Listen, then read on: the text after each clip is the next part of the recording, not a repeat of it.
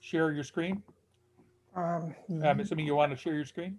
Yes, I will share my Scott, you can share his screen. Yeah, that's it. Okay. All right. And you can see my screen right now, right? Yes, we can. Okay.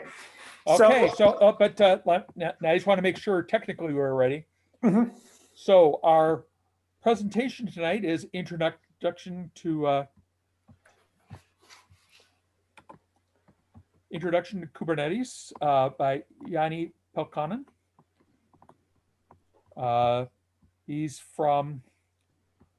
He's the current Chief Technology Officer at IdeaNova Technologies. He's an expert in information technology and software development, and is responsible for the company's technical direction.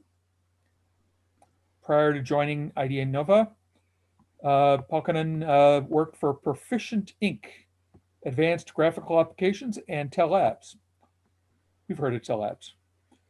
He holds a master's degree in electrical engineering from the Helsinki University of Technology. Okay, so Janne, take it away. Thank you. So like he mentioned, I'm the CTO of IdeaNova Technologies. We are a small software firm here in Naperville, Illinois, and we work in secure streaming applications. We specifically our target, our biggest customers are in the in-flight entertainment business, so airlines and providers for airlines. If you are flying out in the sky, you may be using our technology to watch a movie or watch a TV show while you're flying. Obviously, last year wasn't that great for that business, but I think it's rebounding once we get the vaccine out. So here's the agenda of this presentation. I originally gave this presentation about 2 years ago. We have a meetup group here in Naperville that our company is involved in. It's called the Naperville Software Development Meetup. And it's also accepting new members. So if you're interested in meeting up virtually right now and later down the road, like UniForum is planning to do in person, you can look us up on Meetup and join and hopefully give presentations, participate, have a good time. So anyway, this presentation, so I'm going to give you a quick introduction to Kubernetes.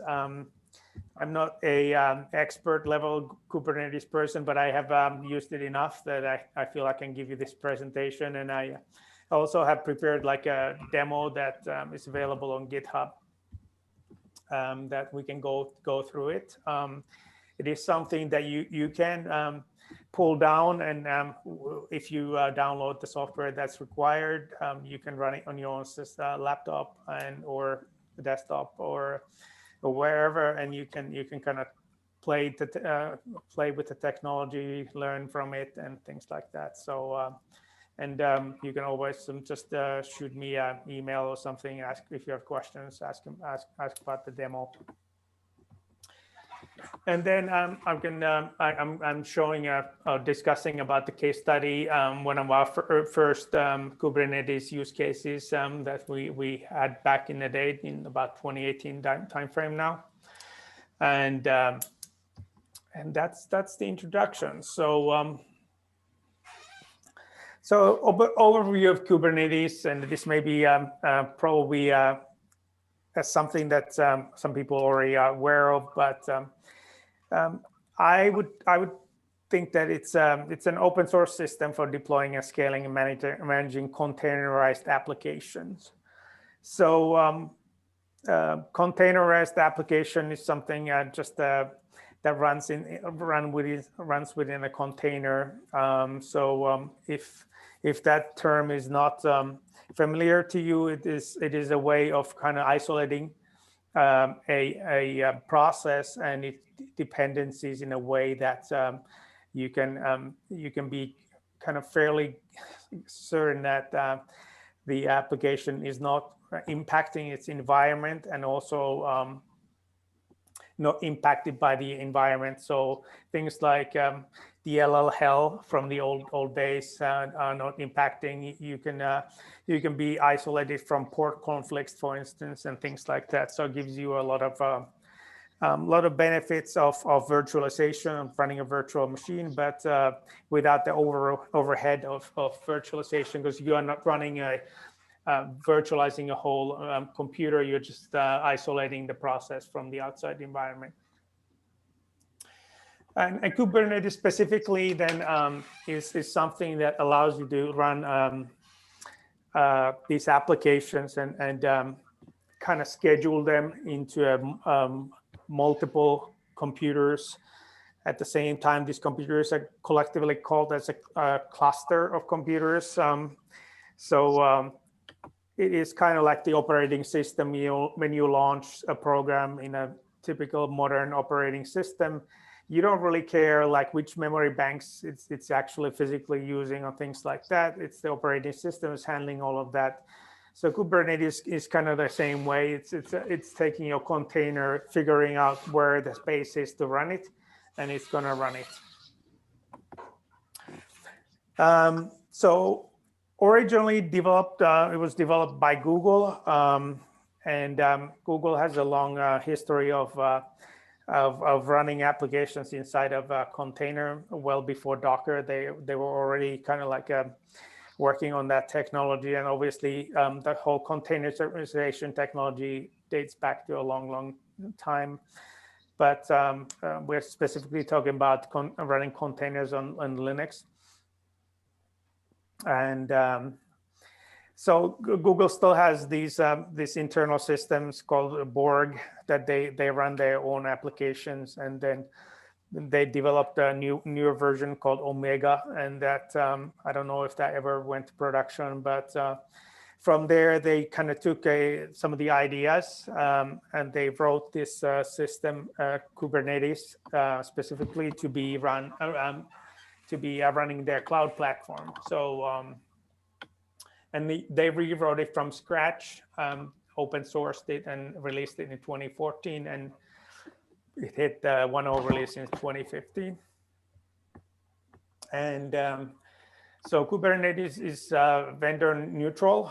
So it's not owned by any particular company, even though it's originally developed by Google. There's a foundation, Cloud Native Computing Foundation, that's managing that the development these days, and they have a lot of people and companies that are involved in it.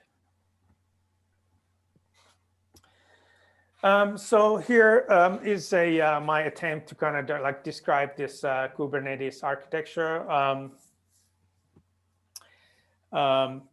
So there's basically like a kind of like two axes of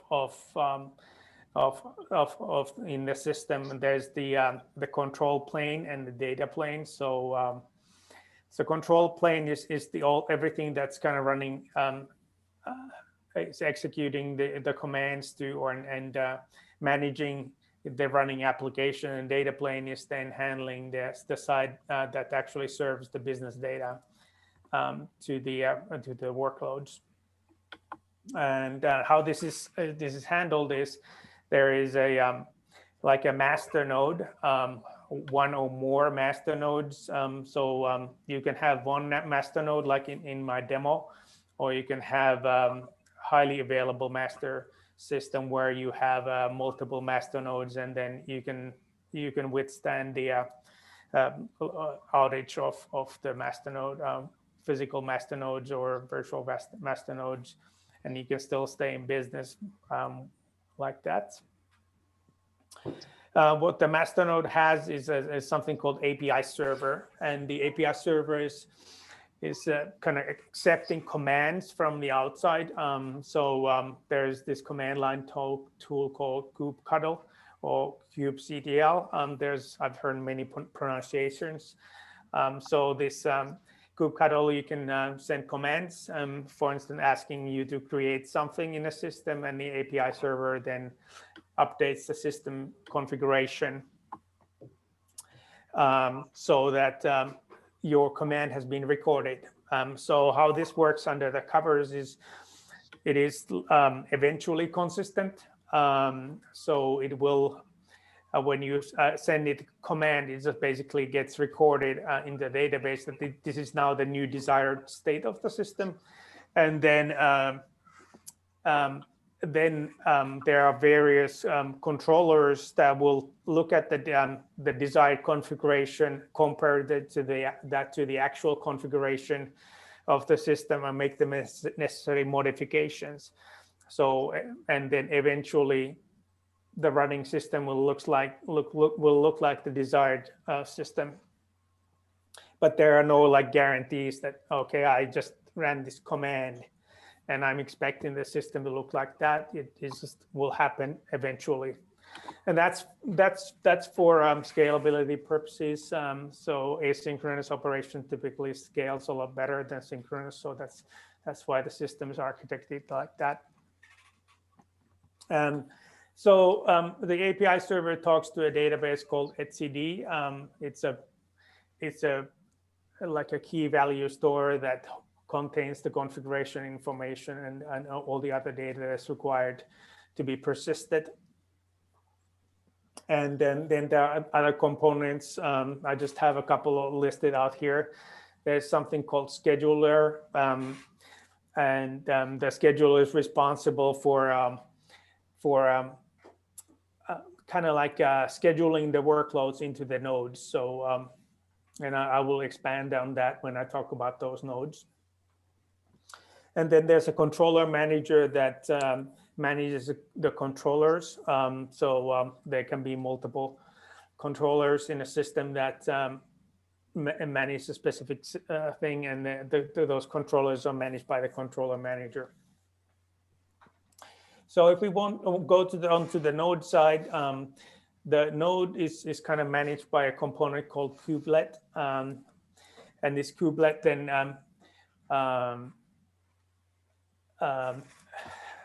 handles everything running inside the worker node. So including the containers that are running in the system. And there's this concept called pod in Kubernetes, which is the basic unit of work. It is typically one container and its configuration in like a single package, but you can have a pod that has multiple containers running together. If that suits your workload better, you can configure things to run like that. And then this kubelet manages the system and programs also or configures this proxy component that handles the network connectivity. And here I have said it says Docker here. So in today's world, it doesn't actually have to be Docker. It could be something very similar to Docker. Like in my demo, it's not using Docker. It's using something else. So I've updated this demo, but I guess then update the slide for this presentation. And then, so the actual service client, so if you have some sort of like online web service or something, they would then come in and talk to the worker nodes, and the master node, they wouldn't have access to the master node. So that's where the kind of data plane traffic would be coming into the nodes. So it's a little bit abstract and high level, but hopefully we can kind of like make this more concrete when we're looking at the demo. But does anybody have questions at this point, or shall we move on?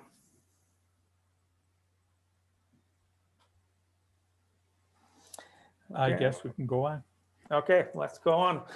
Okay, so here's the demo. Like I said, we have there's a GitHub repository that has all of the presentation and the demo instructions and the actual scripts there. So so I'm gonna move into the demo, and hopefully this goes well, because it wouldn't be the first demo that's gone wrong. So let's see Where's my time?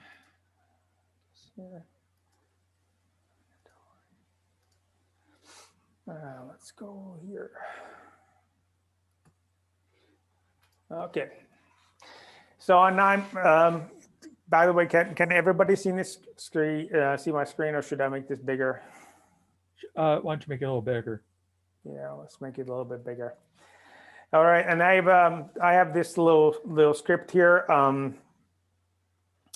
So basically, these are the things that I'm using. I'm using a Mac, not M1 Mac, but MacBook Pro from with the Intel. So it probably won't be screening quite as well as some of the other laptops in this this group, but we'll do. So so we have some of these software that are already pre-installed that you're gonna need if you're gonna try this and run it at home. So I tested this on my Big Sur Mac, and but it should run pretty much on any modern laptop. Ahead of time, I've set up a local Docker registry server. So I put the instructions on how to do that in here. So you can, if you want to do that, you can just follow it. It's just a couple of commands. So here, what I'm going to do first, I'm going to create a cluster. And so I'm going to go here and start this script. So let me just show you what we have. I have a Vagrant file. I have a couple of shell scripts here, and those will set up my this cluster up. So what this script is doing, it's creating 4 virtual machines up on my laptop. So one of them is the master node and 3 worker nodes. I can, and it will configure Kubernetes to run on this system. You can take a look at those shell scripts. I'm not gonna kind of go through them line by line, but it's something that if you're interested, you can kind of take a look at that. So the other thing, what we're gonna do is we're gonna create a small Docker image, and then deploy that Docker image into the cluster, and we can kind of test how that works. So so I have this other sample app folder. Hold on, let me just scale this and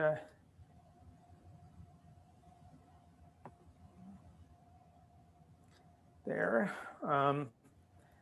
So I have this little application here. It just has one file, and basically what this file is doing, it's just when you hit the endpoint, it would just give you back the environment variables of that system and the request headers. So we can kind of like see which server we're hitting. That's about it. There is another thing also.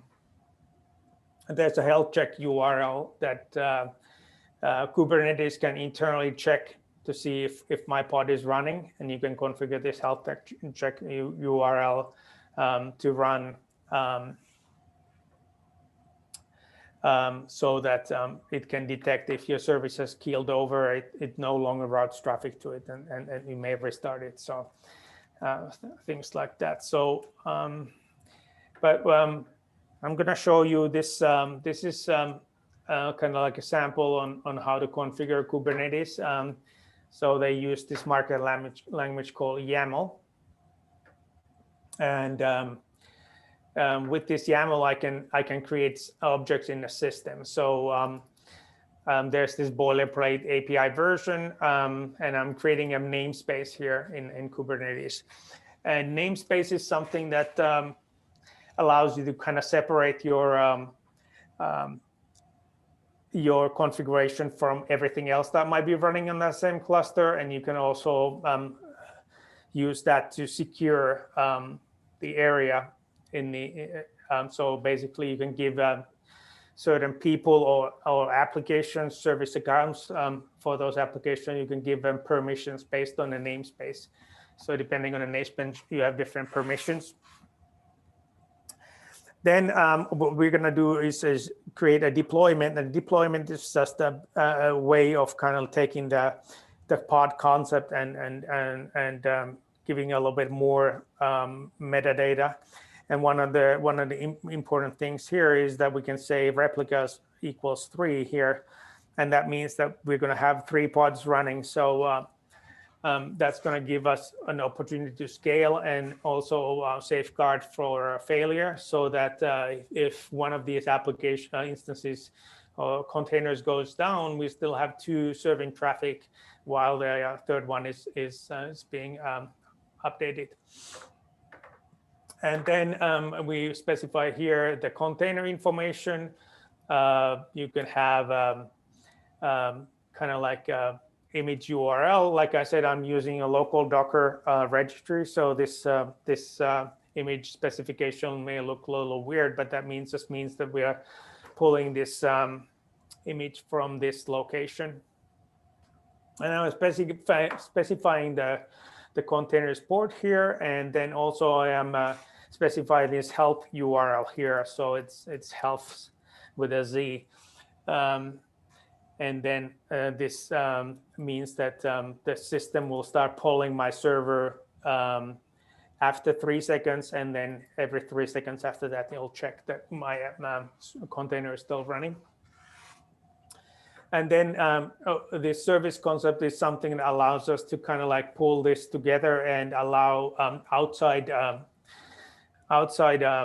traffic to be serviced into the container. So I'm specifying here that the sample app selector, which matches the metadata in this deployment, is serviced in this way. I'm just for this demo, I'm using this cluster IP approach, but there are other ways of kind of like exposing that service to outside world. And I'm probably not going to be able to follow the chat, but if you want to put the questions in the chat, and maybe Scott, you can interrupt me if there are questions, or maybe you can just yell over. So, because I understand that this is a lot, and you may have some questions. So here, let's see how our script is running. So we can see that all of our jobs are have finished. Let's just see. At this point, actually, I forgot to build the actual application. So let me just copy this script over here, and this is the script to build a my apologies, I'm using fish shell, and that's not the right syntax, so I need to switch to bash. So this will create the Docker container to be deployed, and then I'm going to push it into my local registry. So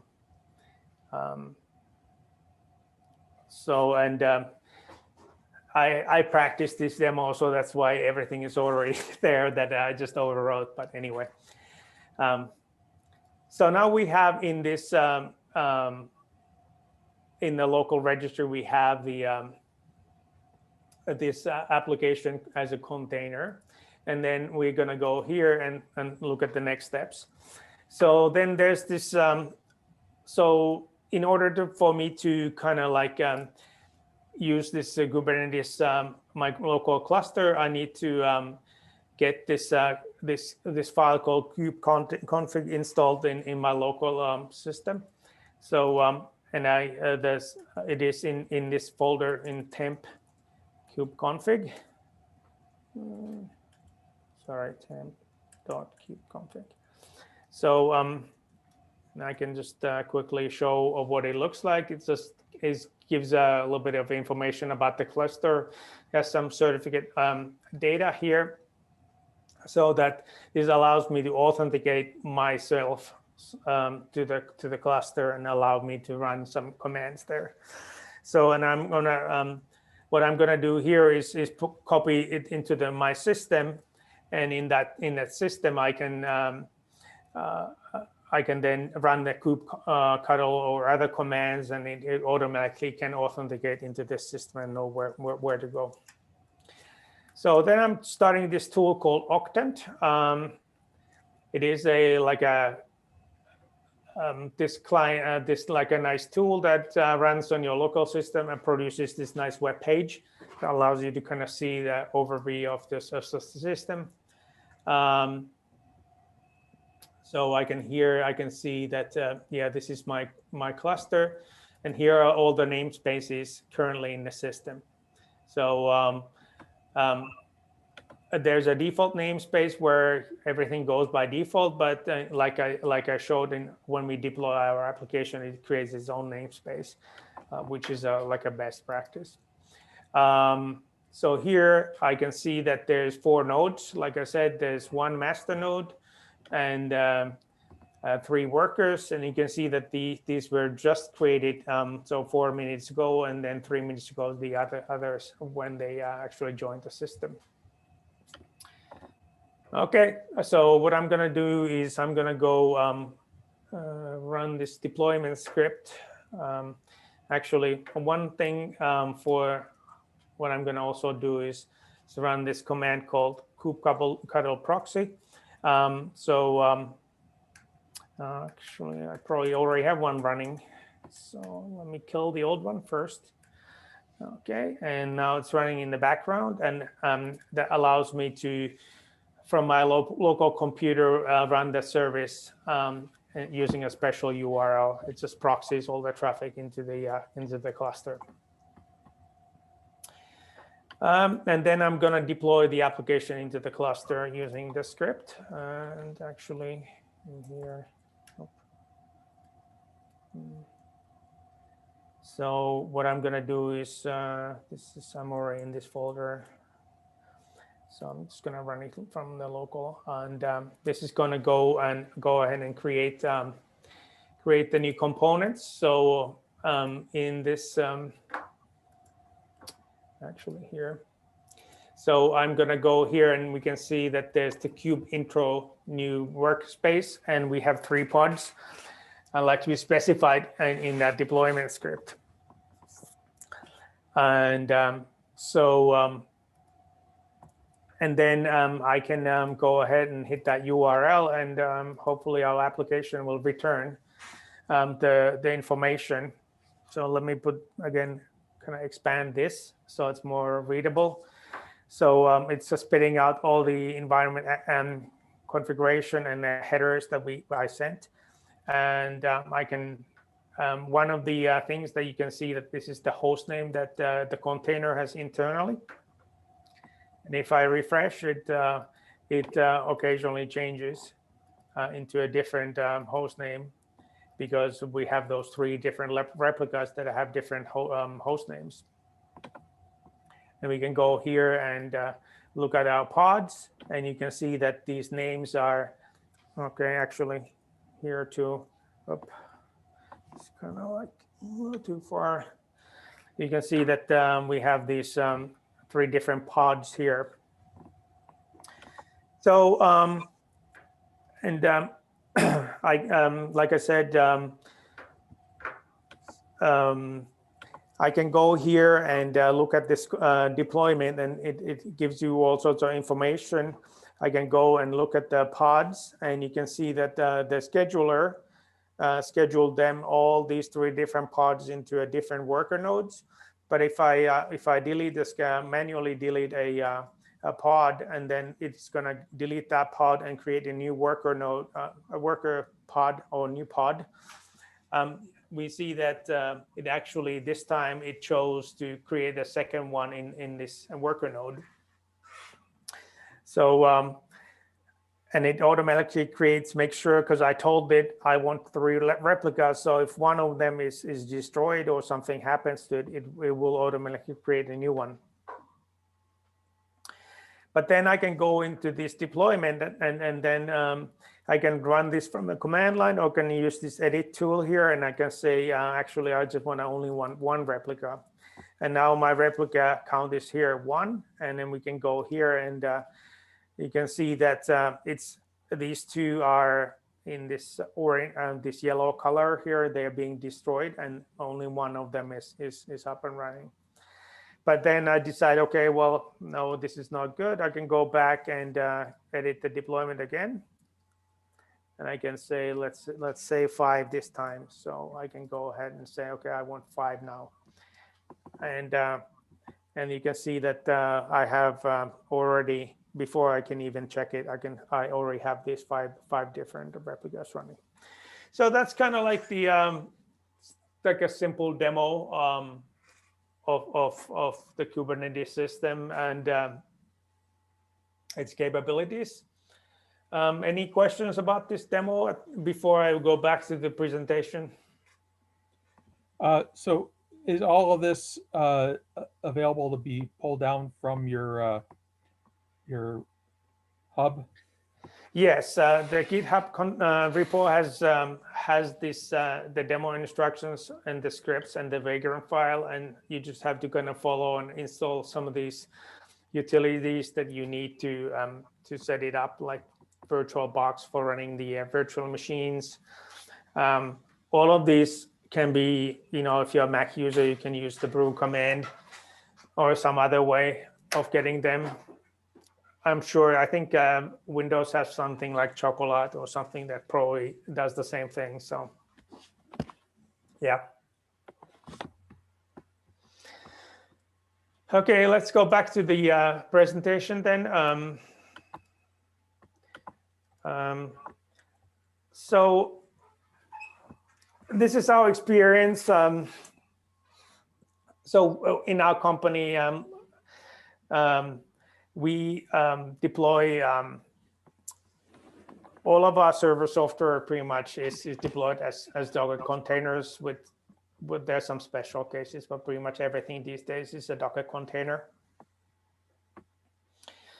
And we've been using a system called Docker Compose. If you have ever used the Docker Compose, it is almost like a static mini version of Kubernetes. It has a lot of ideas on, like, first, like you can hook your services up and it'll figure out the networking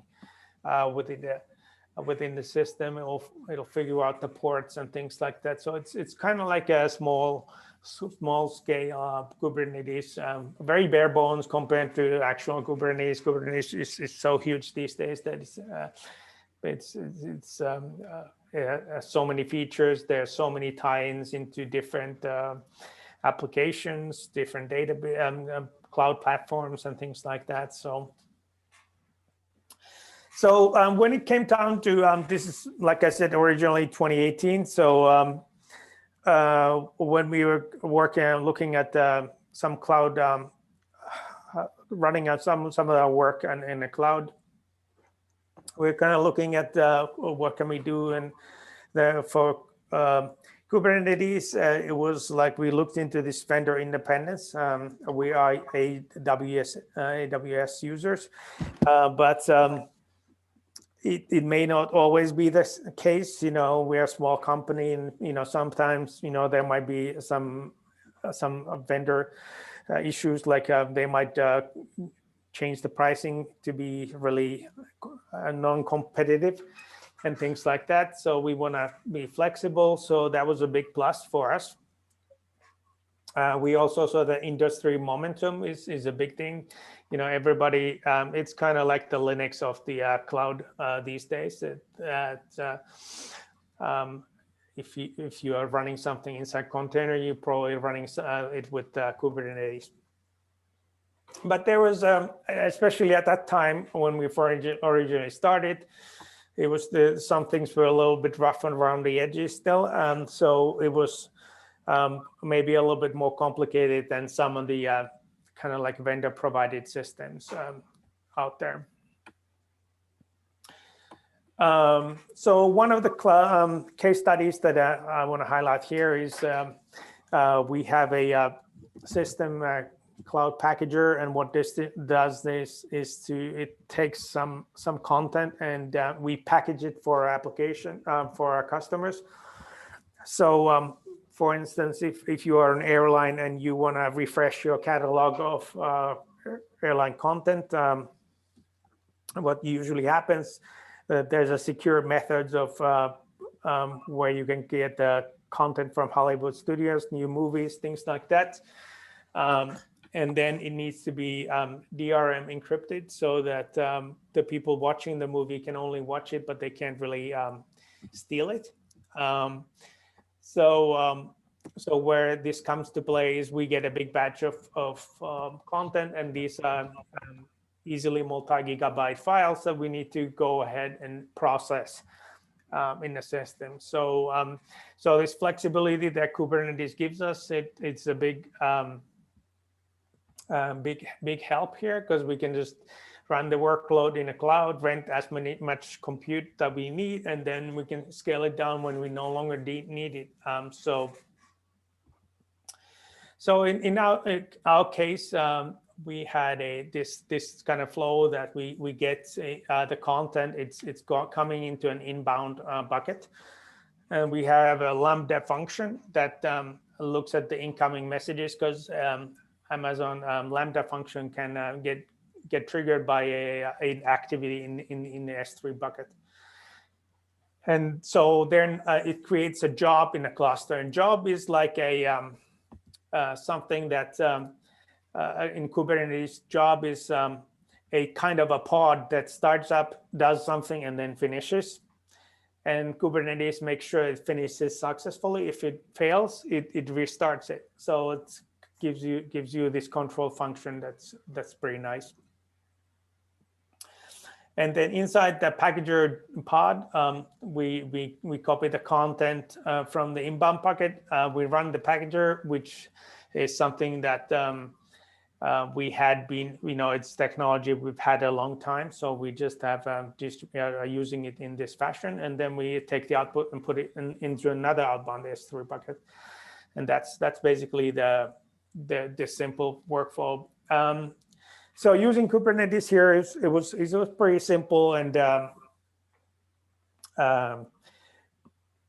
it really kind of fit the bill and allowed, this was kind of like almost our first test system, and we still are using this and have improved it somewhat since then. But yeah, it's a good way of scheduling that kind of work that needs to be pretty run. And needs to be, we need to kind of monitor that and make sure that everything runs successfully to completion.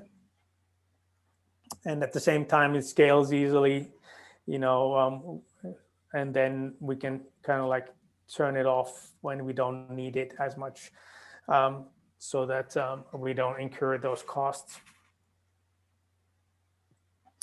Like I said, we use Amazon and EKS, which is Amazon Managed Kubernetes Service, and all the cloud providers and small and big have their own service. Google Cloud has its own, Azure has its own, DigitalOcean. Everybody has their own managed Kubernetes service, so you don't have to do this installation yourself if you don't want to. You just basically ask them to manage that, and you will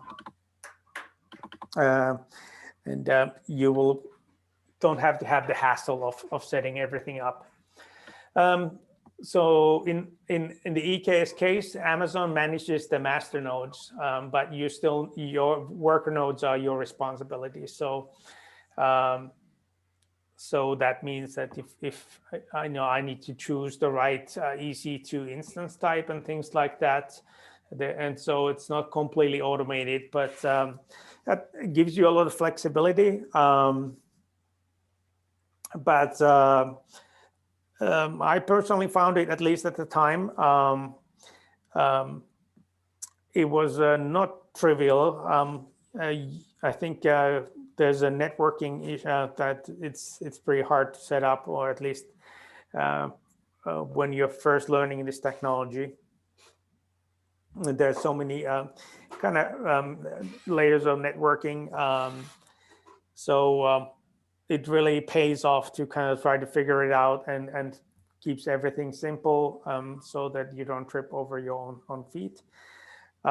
We also used a tool called Terraform. It's a way of describing your infrastructure in cloud, and it also can be used to manage setting up the Kubernetes parts, which is pretty nice. Good thing about Terraform is it's a configuration that can be checked in. You specify it in like regular text file, and you can version it and see the history and things like that, which makes it a good when you have a lot of people working on the same system, kind of like get the benefits of source control right there. So then these are probably some of the things that we had issues. I think the situation has improved since these days of 2018, when Kubernetes wasn't new, but the Amazon service that Kubernetes was the EKS service was pretty new, and they still were kind of like hardening that experience. And we had some issues where we noticed that when we upgraded some of the images that you base your worker node out of, some of the upgrades were not compatible, and we had to do some digging and things like that. So, but we found even at that time, and that Kubernetes has gone many revisions since. It was working as expected. We had no issues with Kubernetes, and except some pilot errors, which we quickly learned from. So everything we felt, all in all, we felt it was a good investment. And one of the things that these days, if you have like a Docker desktop running locally, it already has a Kubernetes system built into that you can use for testing. There's also things like Minikube or microcates and things like that, systems that are meant for like local testing and debugging with Kubernetes, which is a big help when you're doing development. So there's a lot of options for kind of like learning this technology. You don't have to even pull my for virtual machine setup. There's much easier ways to start learning this stuff. And yeah, so that was the end of my presentation. I don't know how I did on time. It's 7:31. If this was meant to be 1 hour, I did awesome. So Yes. But anyway, if there's questions now, if anybody wants to share their own experiences, let's have it. Good question, Janne. The URL, the HTTPS github.com IdeaNova Kubernetes talk URL. That's okay for everybody to refer to and look at. Yeah, it should be public. Let me know if it isn't. We had that the repository there. Like I said, when I originally did this, and then we got some alerts from GitHub that some of the software that we were using had vulnerabilities, and we get those nags so many times we took it down, but I put it back on today, so it should be publicly available there. Okay, I just wanted to make sure that because what we'll do is I'll include it in the chat, because that was from your first page of your presentation. Yeah. And also we'll include it as a link from presentation on our regular website. Sure. As a link. So yeah, and there's also Wayne mentioned the PDF. I pushed the PDF version of this presentation if you prefer that format. So it should be all in the group in that repo in GitHub. Okay, thank you.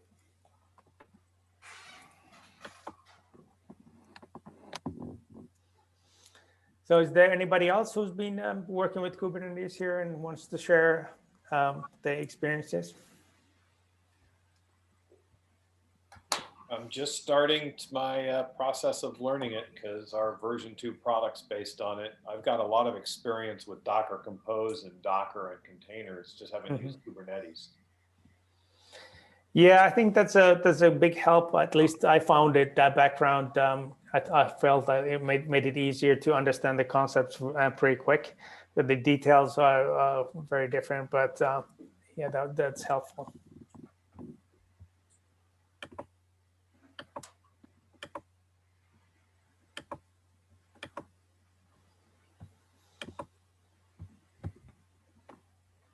Okay. So if there's nothing else, no more questions from anybody, or? Hi, this is Larry. I was just wondering, I've had some use with the Portainer, but that's only on a single VM. I don't know, Kubernetes takes you beyond, so you can take multiple VMs, right? Mm-hmm. Yeah, that's what it really is for. Is for taking lots of systems and hooking them together and then manage them as a whole and letting automate as much as possible without you even thinking about it. So that's the real benefit of it. Right. So if I had my Docker Compose scripts together, I could, how much would it take for me to jump from what I have now, let's say, on a single system under a Portainer, and I want to just deploy like you do. So I have to do the YAML scripts. Yeah, and actually I think there is like some tool that takes Docker Compose and converts the YAML into Kubernetes YAML. So I've used it. Yeah, like any converter, it's like, oh my God, I think I'd rather write it by hand. Yeah, I'm with you. I'm a little hesitant. I haven't used that myself, but I feel like also I think the experience of just going through the mechanics is going to help you understand when things go wrong, because they will go wrong on the first go. So you may want to take it and use it as a reference, but I think maybe you want to hand convert those, and it is very similar in my mind. Right. Yeah, I see that. So they identify the image and the networking and the resource, the disk and everything. Yeah. Okay.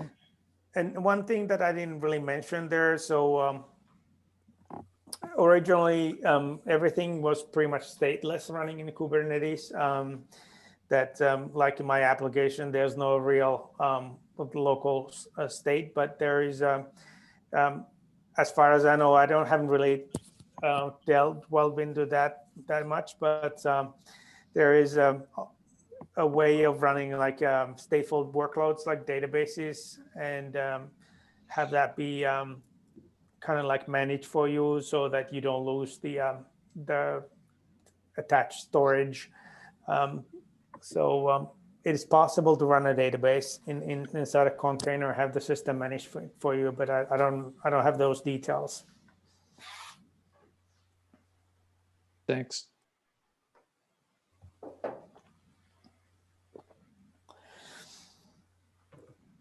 And like I said, if you have any questions, you can, I don't know if my email was somewhere, you can somehow find me, or maybe I'll file an issue in the GitHub. If you have any questions about the demo and want to run it locally and have trouble, let me know and I can try to help.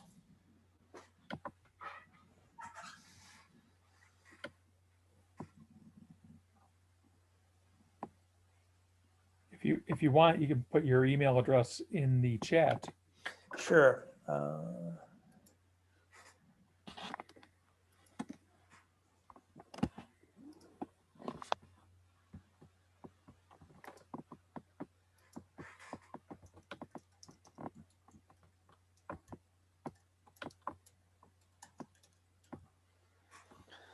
Okay. Please don't sign me up on any mailing lists. Well, so far we've had well-behaved attendees, so. Yeah, it was a joke. All right. Anybody else have questions or anything?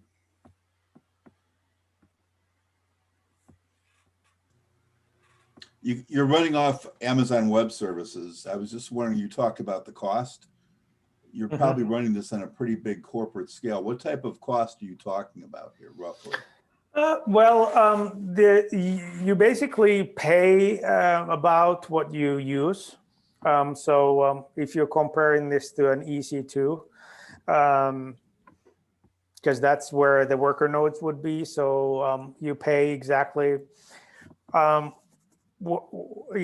the time, and then there's a special cost for the cluster itself, the master node side or the control plane. I forget what it is. It's not a lot. It might be like I don't know. I haven't actually checked that. The good thing is I don't have to write those checks that go there or handle that part. So I know that it's maybe $100 odd bucks a month per cluster, I think. And it's funny because you can really do things that anything you can run in EC2. We have had like GPU workloads where we utilize GPU for some specific processing, and you just set the worker node as a GPU, and then you can run the GPU application that it can take advantage of that GPU for a faster processing.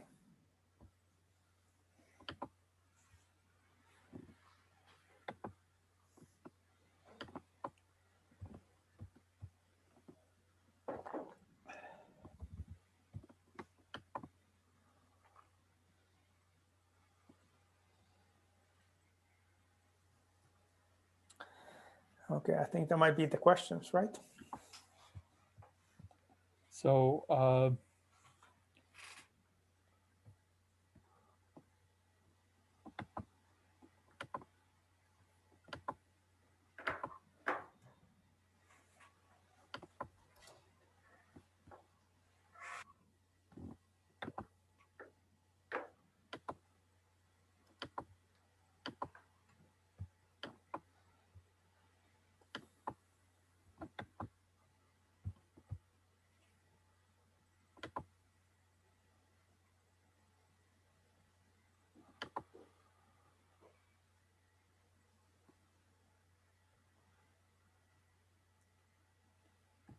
if we're good. Okay.